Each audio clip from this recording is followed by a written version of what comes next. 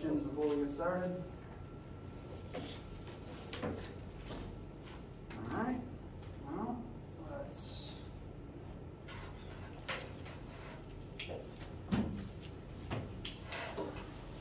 Today is Wednesday, March 23rd. We are going to be wrapping up Chapter 5 and starting Chapter 6 this week. They're really basically just direct continuations of each other. Chapter 6 isn't long, it's just more of Chapter 5 basically. So there really won't be like a transition, it'll just be, here's the next pressure concept. As a result of them being so interconnected, I'm actually going to be moving the Chapter 5 homework due date to probably the end of next week, since there's kind of already some Chapter 6 stuff on it. They're too interconnected to separate, really. So we'll start Chapter 6 on Friday, finish it early next week, and then the homework will be due at the earliest next Friday, just for the combined chapters of 5 and 6 together. And then after that, we'll move on to the next couple chapters, which will be on heat and thermodynamics. As a reminder, there is lab this week and every week until otherwise indicated, so if you have the Wednesday slot or missed your slot earlier in the week, do please come to lab this afternoon. And I also have several tests that students haven't collected yet, maybe just weren't here on Monday. So if you have not collected your test yet, I do have them. You can come get them. They are yours to keep. Today, we're going to start doing some math related to buoyant force, use the formula in a few ways, and hopefully by the end of class we will begin talking about the next pressure topic, which is Pascal's principle. I think that's all that I wanted to mention. Oh, there is one more thing that I almost completely forgot about. I'm logging into Brightspace real quick. I see the problem now. There's something I meant to add to Brightspace, and it appears that I slipped my mind.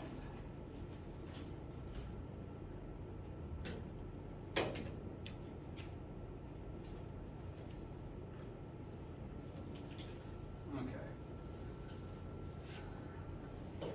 I've added something to our Brightspace page. I need to change the formatting a little bit. There's probably a better way I can do it. But in the Introductions and Resources tab, if you click on that itself to see the big long list of class description, basically, scroll down far enough between the class description and the tips section, there is now a list of physics tutors. These are either physics majors or minors that work with physics professors here that are requesting to be tutors, and these are all students that the other professors in the department recommend. So if at any point you want some additional help outside of class beyond just what you are able to ask me, this list of 4 students are excellent people to talk to. Official department recommended tutors. So they exist as a resource to you if that is something that you would like to pursue. So that is on the Brightspace page in the Introductions and Resources tab. I'll try to see if I can make a tab of just their names somewhere. And then I lost my train of thought. How are you guys? All right. Tired. Same. I think I needed time to ease into spring break, and then I needed time to ease back out of spring break, and I didn't get that. Minor thing, I've been told it's supposed to storm in the near future. Stay safe and dry and warm and all that. All right, anyone need anything before we start looking at buoyant force again? Okay, so back to Chapter 5 notes. My computer's been doing a weird glitch lately, and it's still doing it. For some reason, PowerPoint thinks that's this monitor and this is that monitor. Figured out how to fix it. So, we've been looking at buoyancy. The term for the formula is Archimedes' principle. Buoyancy is just a fancy word for floating, and the formula tells us that the buoyant force acting upwards on an object submerged in fluid is equal to the density of the fluid you're floating in times the volume of the submerged object times If you're on planet Earth, 9.81. This is the force that pushes upwards on anything that is floating in any other fluid. You actually don't have to be, I guess, floating upwards or even floating on the water's surface. As long as you're submerged in fluid, there is some amount of buoyant force on you. Even if you sink like a rock in the pool, there's still some force upwards, and that's why you feel lighter underwater. Questions with this formula before we start using it? A few examples. V is submerged subject. Yes, so volume of the submerged object. The volume that is under, if we're using water as an example, the volume of the object that is under the water. Let's say you have a big 1 meter cubed block. If you throw that whole thing in the ocean, that 1 meter cubed block now pushes the same amount of water out of the way, since the water in the brick can't occupy the same space. So by putting that volume of object underwater, you push that volume of water out of the way, and that volume of water is now going to push back to try to take its space back, and that's one explanation for where the force comes from. It is important to note that the formula specifically calls only for the submerged volume of the object. If, say, something is floating on the surface and part of it is sticking out of the water, only the part under the water contributes. The water doesn't actually care that this part exists. It only knows about the part under the surface.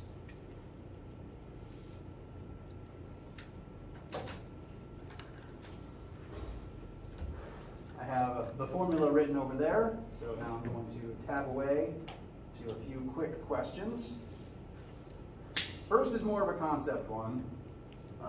Why does a helium balloon float in air? What's the easiest explanation for why helium balloons float in air? It's lighter than the forces acting on it. Okay, good. There's more buoyant force pushing upwards on it than its weight pulls down. For something to successfully float, buoyant force has to be equal to or greater than the force of gravity. If gravity is stronger than buoyant force, you float. You will sink. Maybe slowly, but you will sink if gravity is greater than normal force. So, since helium balloons float upwards and float upwards really well, you have to tie them down to keep them from flying away, there's a lot of buoyant force on them and not a whole lot of weight. One additional explanation for this is the difference in the density of helium and air. Because air is not very dense. We've talked about this. It can't be dense for us to be able to breathe it. But helium is even less dense than air is. If you've ever taken many chemistry classes and looked at the periodic table, helium is the second lightest element in existence. The only lighter one is hydrogen. The air around you, though, is mostly made up of nitrogen and oxygen, which in the atmosphere is somewhere around 8 to 20 times thicker than helium is. So, since helium is less dense than air, it is automatically going to float in air, and it's going to rocket up until it reaches air that is as dense as the helium is. But at that point, you're kind of leaving the atmosphere, and the balloon will pop for a lot of different reasons. So, if one thing is less dense than what it is floating in, it should float. It should successfully float upwards. Helium is less dense than air. Oil is less dense than water, and that's why oil floats on water's surface. Styrofoam is way less dense than air. That's why it floats on water's surface. Air is less dense than water, that's why water bubbles rise. Sorry, that's why air bubbles underwater rise. Air is less dense than water. So, moving on from that, let's use the formula real quick. Humans have the potential to be able to float. How successful you are at it depends on the individual human. If you have a high iron content, it'll be harder for you.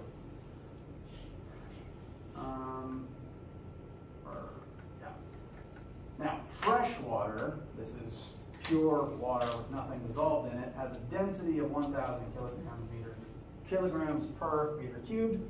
And let's say a sample human is able to float with 0.9 meters cubed of their volume under the water.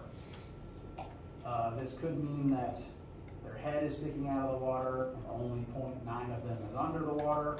It might be on their back and there's just a small bit of them above the water surface so that they can breathe. Ultimately, this is the amount of human under the water. This is the density of the water. So what should the magnitude of the buoyant force be on this human?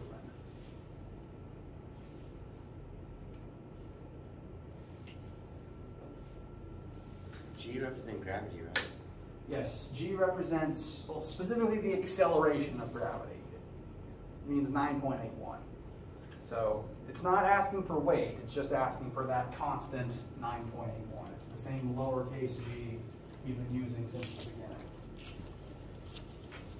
So, buoyant force equals fluid density times submerged volume times 9.81. FB equals 1,000. That's the density of the fluid. The formula doesn't actually care about the density of the floating object, it cares about the density of the fluid, since it's the thing creating the buoyant force. Submerged portion of volume is 0.9. G is 9.81.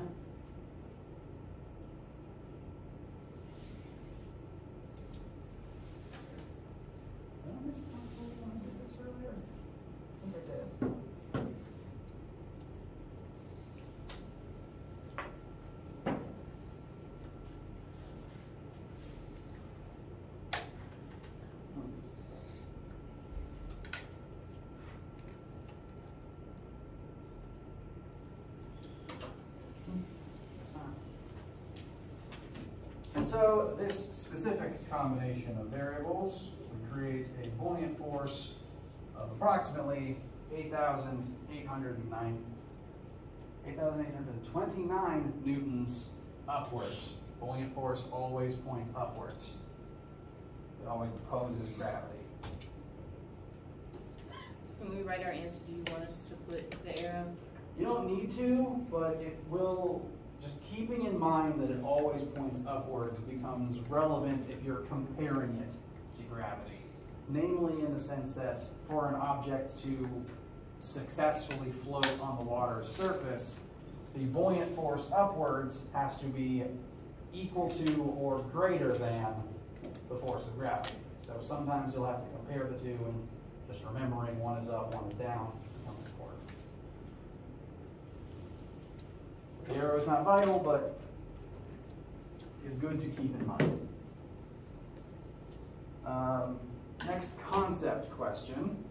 Seawater is more dense than fresh water. This is the purified freshwater density, and seawater, which has salt and other things in it, has a density of 1,025 kilograms per meter cubed. There's literally more stuff contained in it because of the salt. There's just more matter per unit volume. So seawater is more dense. Would that make it easier or harder for a human to float in seawater compared to fresh water?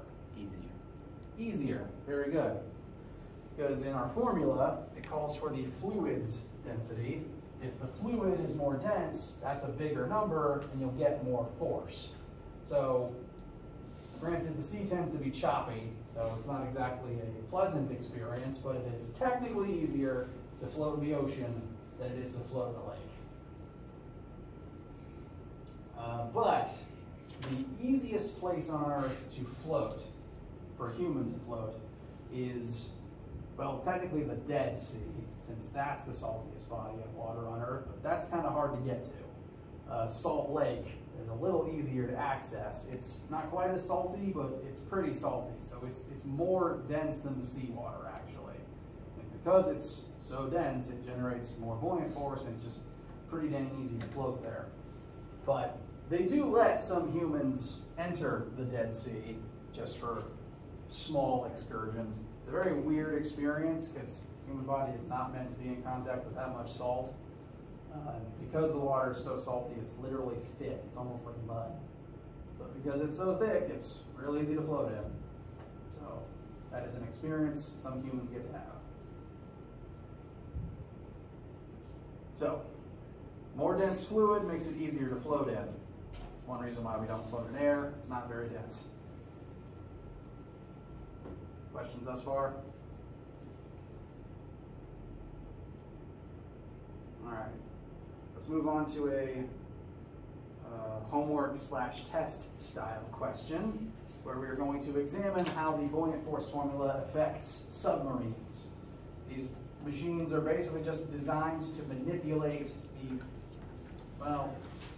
they're designed to take advantage of the buoyant force acting on them and control what depth they are in the water. Now, classic style submarines, technology might have changed in the last 100 years, but classic submarines would accomplish this feat by their large metal bodies having water tanks attached to them that they could control if water was in them or if the tanks were empty. They had full control over how much water was in these tanks. Now, the volume of the ship didn't change. The whole thing was made of metal. The ship's size never changed. Instead, they would just bring water into the reservoirs or push water out of the reservoirs. If water was in them, that made the whole ship heavier. And if you increase gravity, but if buoyant force stays the same because the ship's size stays the same, you'd sink. But if they push the water back out of the tanks, suddenly the ship is not as heavy, and therefore if gravity decreases to less than buoyant force, the sub rises. So that's how the old ones did it, at least. And we're going to do a little bit of math based on that fact. So we have a submarine. It is submerged in seawater, which I mentioned the density earlier, 1,025 kilograms per meter cubed. And the first thing we're asked is, if the sub has a mass of 43,000 kilograms, what is the buoyant force that is currently acting on it to keep it floating on the surface? If it's floating on the surface and that is its mass, what must the buoyant force acting on it be? So can we not use that formula since it's technically asked for something that's submerged? You're right that we can't use this formula to answer this question yet. But specifically it's because thus far we've been given density of the fluid and the mass of the floating object. We don't know its volume yet. This formula specifically calls for that volume.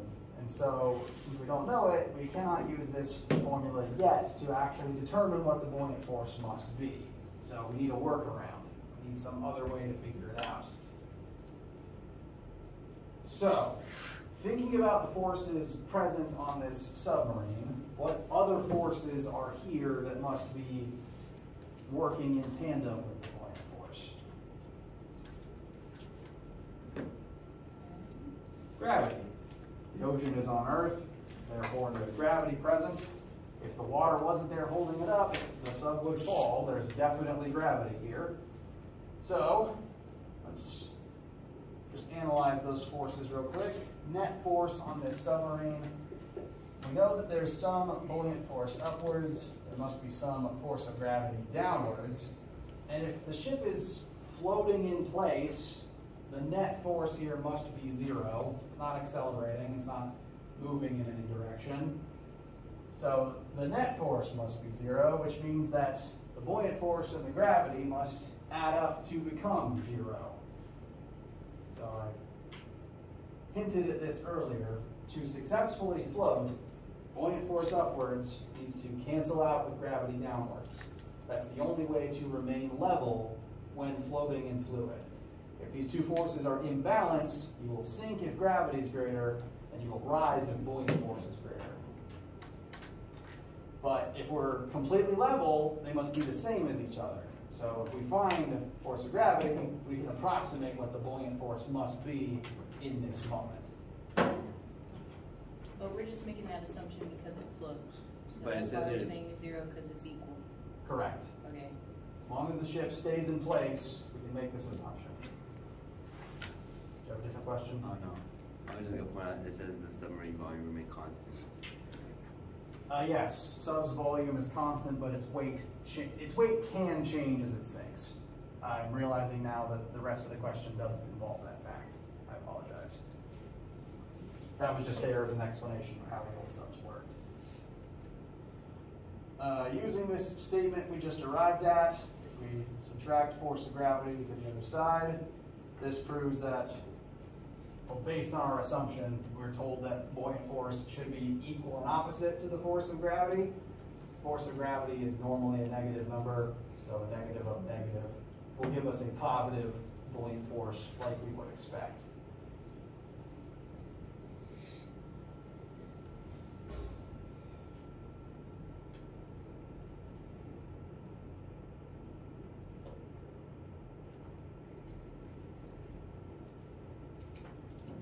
See how the negatives cancel?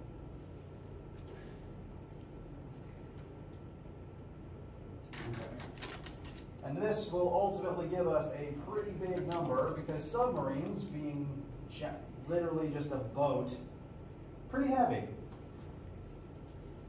Just a boat that can go under the water.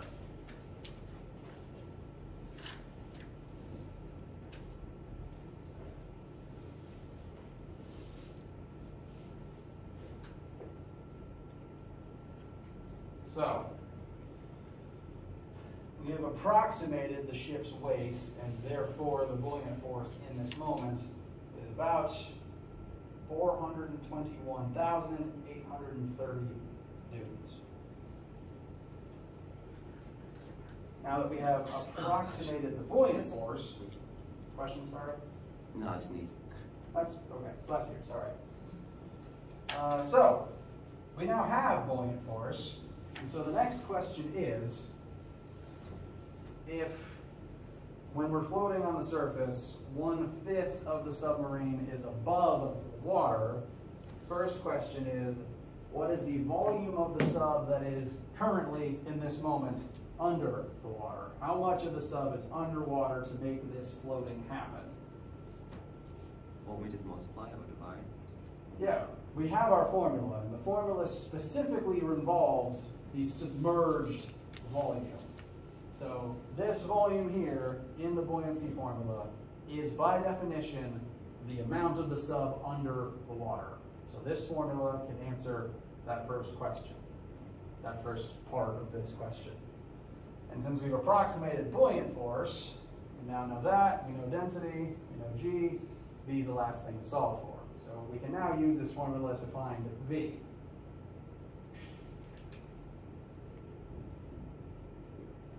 We have our big buoyant force equal to water density times the submerged volume.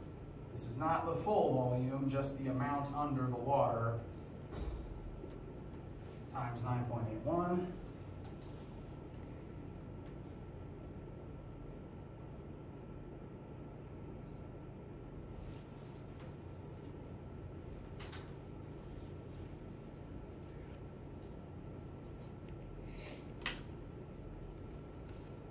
Some division should help us conclude that the submerged portion of the sub should be about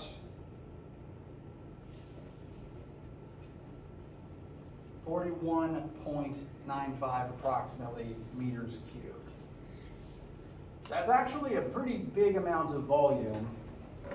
For scale, a meter cubed is a meter times a meter times a meter. So that's actually a lot of space. And there's 42 of those cubes under water. So enough space for a submarine, for people to exist on the submarine. How did you find the number? So in the buoyancy formula, we know buoyant force, we know water density, we know G. Only thing left is be submerged. We would want to divide both sides by 1025 and then divide both sides by 9.81. So 40, 421,830 first divided by 1025. Take that answer, then divide by 9.81. I can show the algebra lines if you prefer. All right. So, one step at a time. I've been doing this so long that I skipped the steps in my head. I apologize. So we could really multiply everything on the right side and then just divide it by 421,830. That's what I did. Yes, that would also work. Okay. Yeah, let's do that because that's fewer things to write.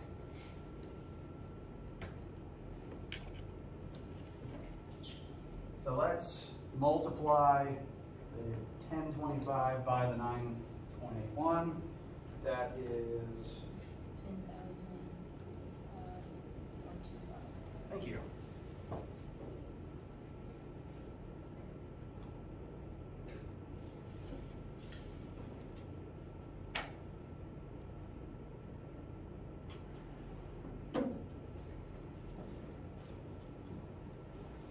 So we've combined these two terms together. Now our right is just 10,000 times V submerged. Now we can divide both sides by that 10,000.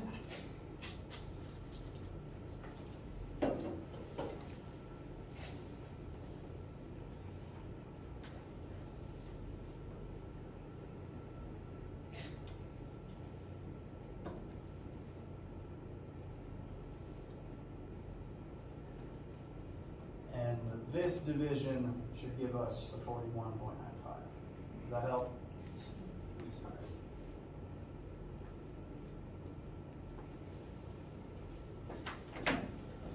All right, great job. That's the amount of the submarine under the water. This last question is, I guess, less physics and more of a geometry puzzle. So go ahead and set that stage. If that's the amount under the water, and 1/5 of the sub is still above water, what is the sub's total volume? So what we just calculated was technically 4/5, because that's what was submerged. Correct. So This is 4/5 of the total. So we could write that like V submerged equals 4/5 of the total. And this can then act as a formula to find V total. Just Any- divide. First question, does anyone have any issues with where this came from? Okay. So having arrived at this statement, now we just need to get V total by itself.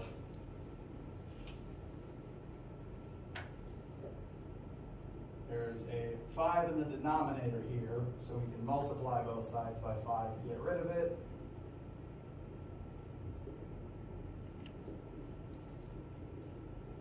That leaves a 4 in the numerator on the right side. We can divide both sides by 4 to get rid of that.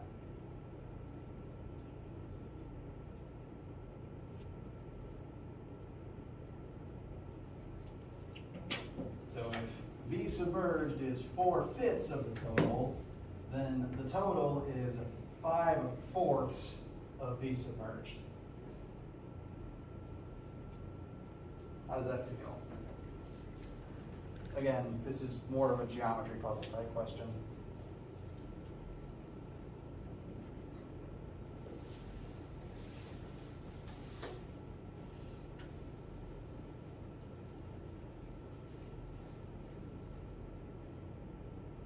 So would it be 52.4? It would.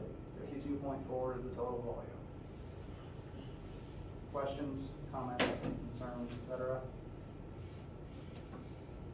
I think you've done physics for a really long time, so doing that just seems like second nature to you. But I think you tried to teach us that like with like hours to minutes and days and all that stuff. So how do we know when to do that step in a question like this? I'll admit this is not a standard question that comes up in the homework of this class. So this is more of a brain teaser type thing. It's I guess, a thought experiment. You're right, this doesn't involve a formula. This is kind of outside of what we usually do. In my brain, again, you're right, I've been doing this a long time. I make a lot of assumptions. I literally do this for a living. I know what assumptions are safe to make. I look at every physics question as a puzzle, basically. I did a lot of brain teasers as a kid. And looking at this as a puzzle, I think what facts, what tools are useful to solve the puzzle. Sometimes formulas are those tools. Sometimes the ratio of 1/5, 4/5, etc. gives me the idea of what to do. I would treat this more like a bonus question on something if I assigned normal bonus points. So being able to do this, again, is not essential to the class, but thinking this, being able to see the connecting lines here is a helpful skill. Because if you're able to treat this like a puzzle, if you can basically start solving them like riddles instead of just thinking of them as this is a formula crunching exercise, that helps your critical thinking skill. Now granted, I know what level class this is. I assume none of you are science majors. No. So whether or not you find this you're allowed to not find this interesting. You're allowed to never want to be able to solve a puzzle like this. That's fine. That's why I'm not grading you on this question. But I find it to be useful to be able to think about if that addresses the concern. Okay. Any other questions? How do you feel about buoyancy in general? All right. The only thing that threw me off was that the force equals force of inertia plus force of gravity equals 0. That's fair. But again, like I said, I've been doing this a while. I know what assumptions are safe to make. But the thing that you can keep in your notes, big old asterisk that you can write in your notes that is a truth to refer back to. In order to float in place, gravity and buoyant force must be equal and opposite. In order to float in place, gravity and buoyant force must be equal and opposite. If you're sinking, gravity is bigger than buoyant force. If you're rising, gravity is weaker than buoyant force. So that is a sentence to write in bold in your notes.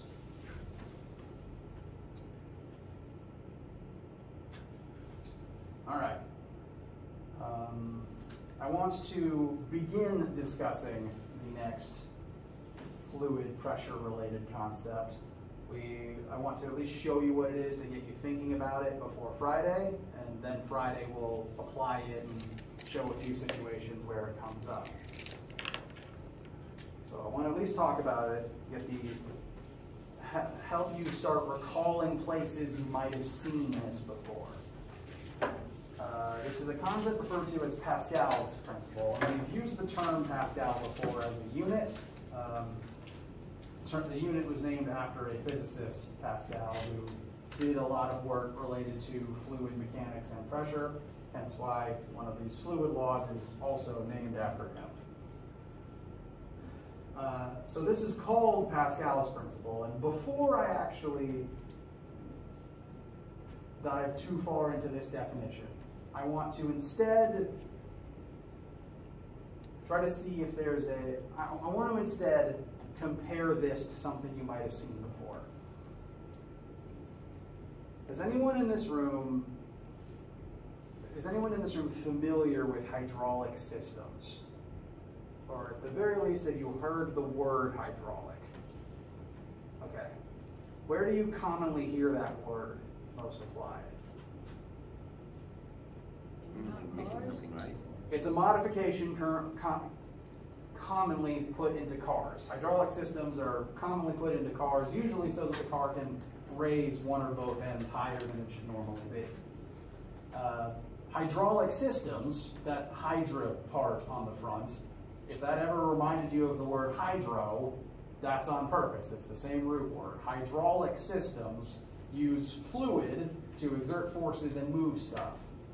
So literally there's fluid in pipes in the car moving around, exerting forces to cause one end of it to raise up or down. Ultimately, this is the math that determines how that works. But to paint I want to paint an additional picture to the hydraulic car situation, because hydraulics in cars is where most people hear the term hydraulic, but there's a different example that you've definitely seen before, even if you didn't know it was doing this, that I think better demonstrates what's actually happening behind the scenes. This, you can ignore the question right now. I want you to focus on the picture for the time being. We'll do the math later. We're just looking at the picture for right now. This is a rough, stylized cross-section of something that goes on in car shops. You bring your car in, they raise the car upwards on stilts so that they can manipulate parts on the underside of it. It's kind of dangerous to raise a several ton piece of metal into the air, so you need machines that are able to get it up there and hold it there safely so that it does not fall on you. And like with the hydraulics in cars, that's commonly done using a different type of hydraulic system. The term hydraulic just means you are using liquid pressure to your advantage to manipulate forces and to move things around. Hydraulics do specifically need to use liquids because liquids can't be compressed. Looking at this cross-section briefly, I want to explain all the parts here. We have the car, and it's currently on this platform. And this platform is connected to a piston. It's sitting on top of a cylinder. We can think of it as a solid tube of metal for right now for simplicity's sake. Just a solid tube of metal that extends down into the floor. That piece of metal is situated above a liquid reservoir. In real machines, it's probably oil, but for simplicity's sake, I'm just going to call it water. This piston is above a reservoir of water. There's a big water tank in the floor. And the piston is pushing down on that water. The piston is naturally being pulled down by gravity. As it lowers and enters into the water, it literally pushes the water down out of the way. So there's literally force on the surface area of the water.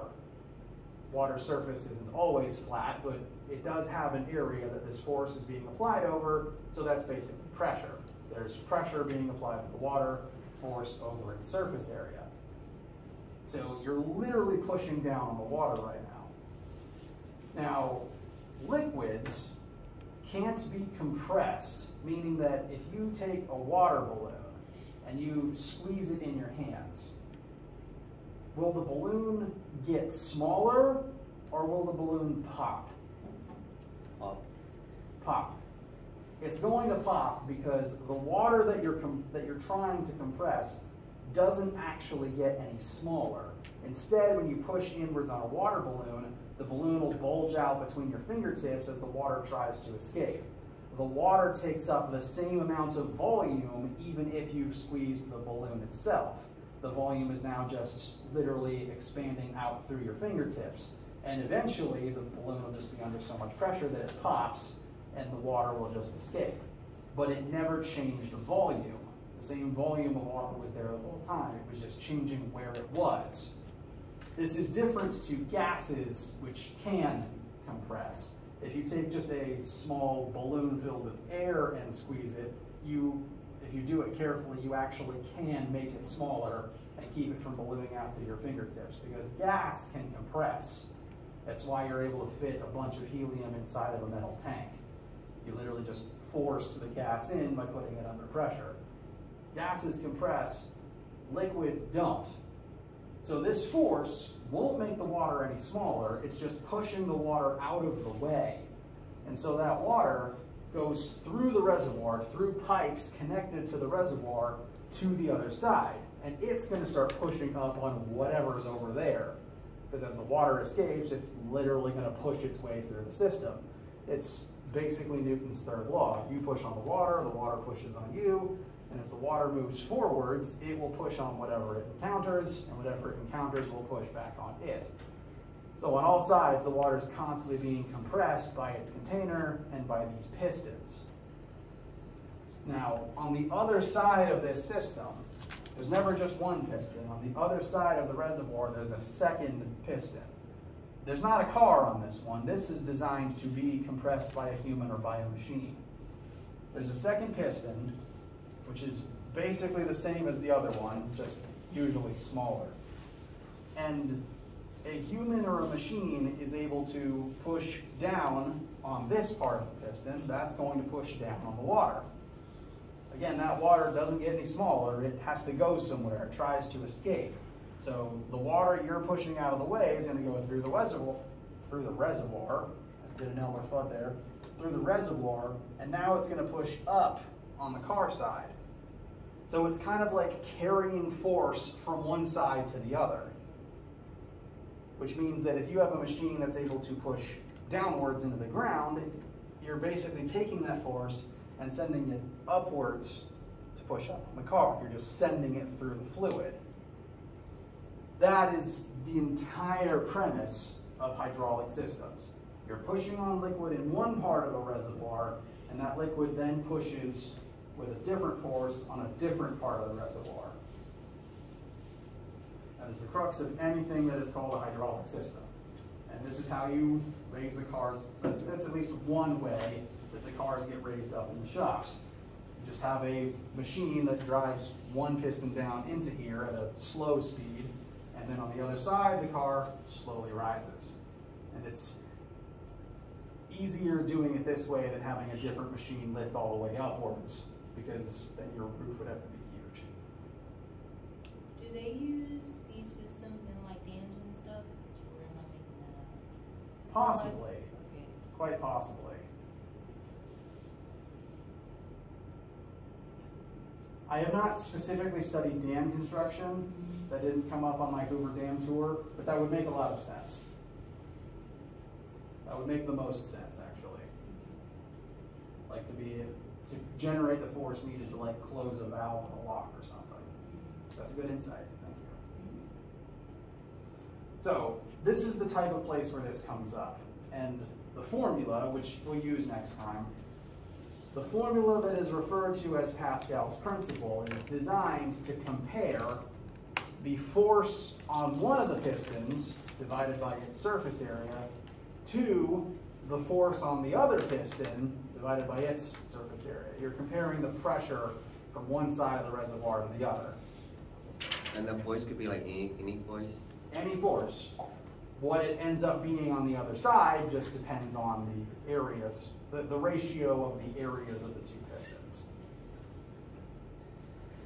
Like I said, we'll dive into this and do the math next time. I just wanted to show it to you, get your mind thinking about it, so it makes more sense at the beginning of class next time.